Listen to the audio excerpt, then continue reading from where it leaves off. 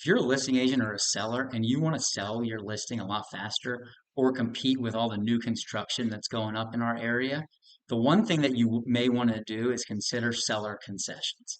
So seller concessions ultimately end up being a win-win for the buyer and the seller.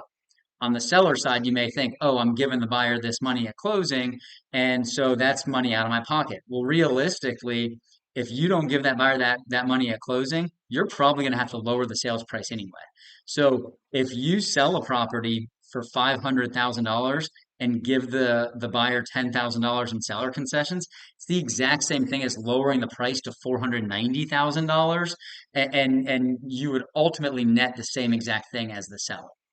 So the reason it's a real win-win to the buyer and the seller is because the seller's netting about the same thing, number one. Number two, you're competing with all the new construction. All the new construction that's going up out there, they have seller concessions worked into their listing price on every single deal.